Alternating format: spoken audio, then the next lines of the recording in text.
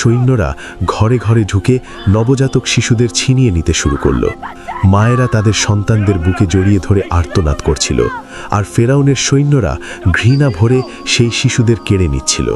মুসা আলাইহিসসালাম যখন এই দৃশ্য দেখতেন, তার হৃদয়টা যেন ছেড়ে যেত। তিনি রাতের গভীরে নীল নদের তীরে দাঁড়িয়ে একা কাঁদতেন।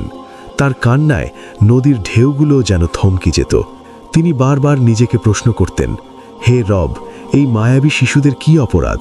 কেন এই ঘৃণার বলি হতে হচ্ছে নিষ্পাপ প্রাণগুলোকে?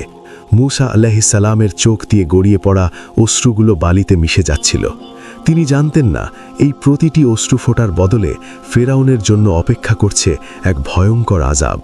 ফেরাউন তখন প্রাসাদের ব্যালকনিতে দাঁড়িয়ে ভাবছে সে জয়ী হয়েছে। সে জানে না তার এই প্রতিটি অত্যাচার মুসার কমকে এক সুতায় বাঁধছে। ঘৃণার জয় সাময়িক, কিন্তু ভালোবাসার আর